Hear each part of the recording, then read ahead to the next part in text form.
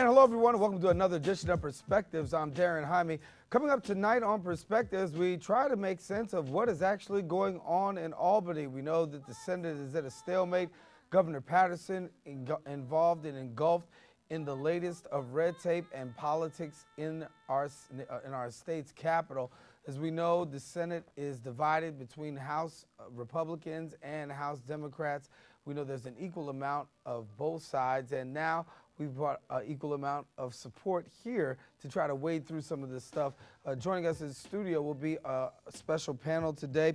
Professor Ed Culvert of the Culvert Chronicles, also a professor at Lehman College, joins us here on set.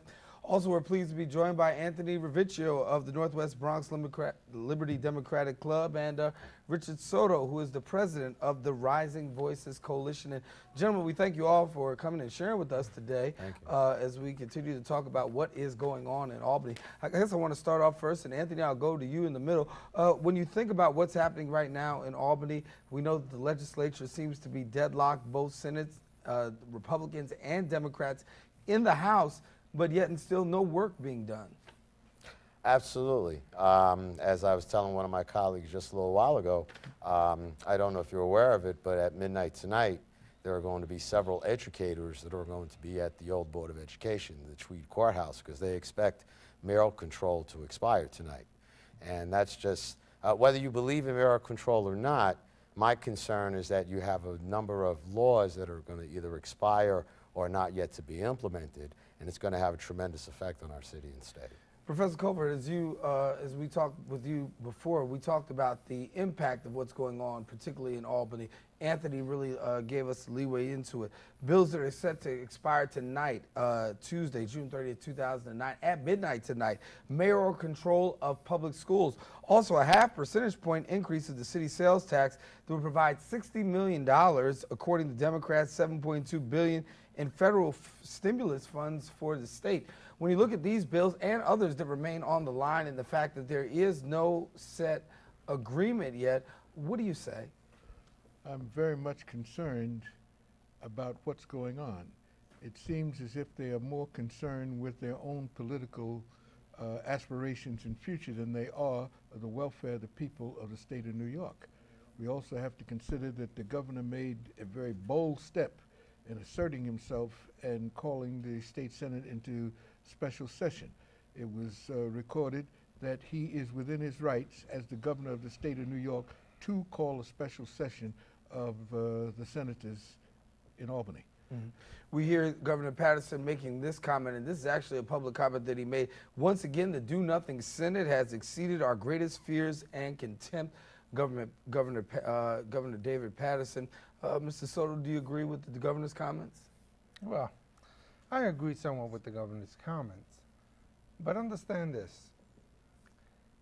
At one time, there was 32 Democrats. They led. Some moved over to the Republican side. The Republicans had 32 in their favor. They led. Then one decided to go back Democrat. My problem is this. There are a lot of important bills that needs to be passed. But my problem is, here we have, let's say, Montserrat, indicted, state indicted for domestic violence. Why is it that an elected official is covered and saved through the justice system, delayed because he's a senator? If it would be you and I, we'd be arrested. The whole point is that we have to look at that carefully, very carefully.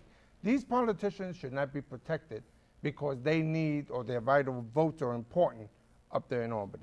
Now let's talk about your particular area. We know that in your area, State Senator Pedro Espada is the one who was elected.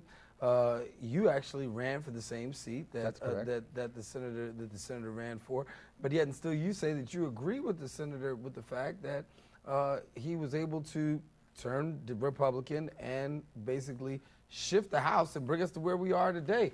Why do you agree? Okay, bear in mind that the system is there and has been there, and it hasn't been serving us properly. When we have just 3 men to decide what bills come to the floor to create the laws that we in New York State has to live by, to me it's unethical. Why can't it be like the city council, where every vote truly counts? I wanted to go back to something that was said. Yes, Montserrat was arrested. He was taken away in handcuffs. But we have a Constitution, and under the Constitution there's a thing called due process. And I think that everyone is looking at this whole situation. Although he was taken out in handcuffs, he was arrested, but there's a process that has to be, that he has to go through.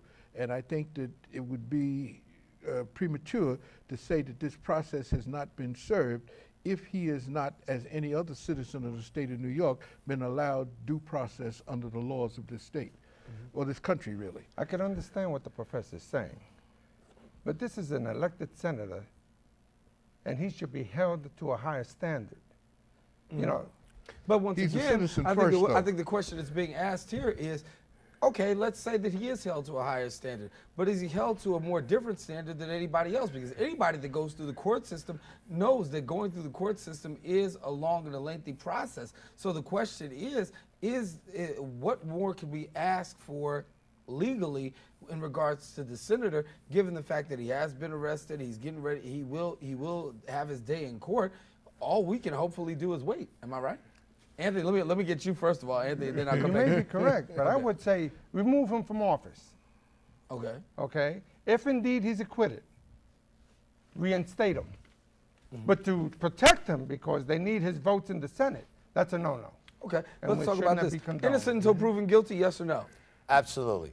And I want to tell you, I agree with both of these gentlemen, but to get back to a prior question you said, I even think there's a bigger standard than that. I think that once you are allowed by the senators, which they voted on in regards to this Queen senator, he should have held his standard, and his standard was a Democrat. That was his standard. And if every senator would held their standard, you would have a state functional Senate leaning towards a Democratic, hopeful solution of laws. What you now have today are a selected group of senators, you mentioned one of them, Mr. Pedro Espada, that is not holding his standard, because if he did, we would have a functional Senate today. Okay, and I'm going to let Professor Culvert come in. We have to look at something else. This is not the first time this has been done. In the Congress and in the Senate of the United States, they also had people changing back and forth. And I think the standard it ought to be held to, if you are elected as a Democrat, you should remain a Democrat. If you are elected as a Republican, you remain a Republican. A lot of people, since this city is primarily a Democratic city, they get elected on the Democratic line, and then they do the flip-flop, not being concerned about the people, but being concerned about their own personal agenda.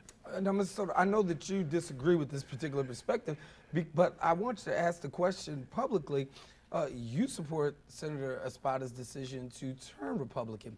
I think the question is, in the hearts and minds of many, is when you have when you have the borough of the Bronx, highly Democratic, 90% Democratic, where is the allegiancy, if you will, to the democratic process and the constituents that voted for you when you get to Albany and now you have an opportunity to change? It's quite simple. There is no Republican law. There is no democratic law.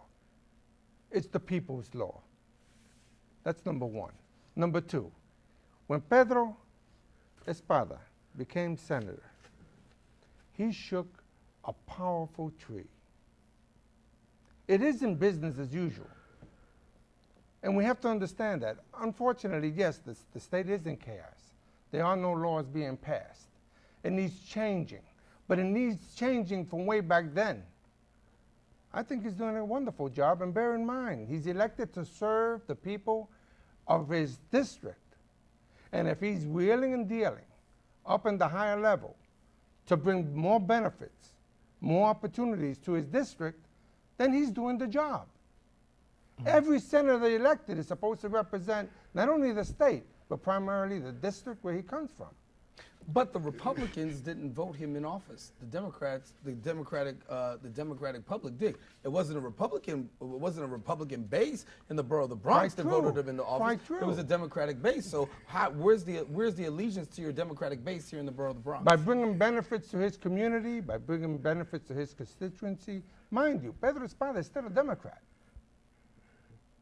An unethical Okay. Democrat. Well, that's a matter of choice. He Okay, could let's not get have to been my elected a Republican in the Bronx. I know it and you know it. Well, let's That's take a quick break. All unethical. right, let's take a quick break and come back and Where's talk more about Velada? that.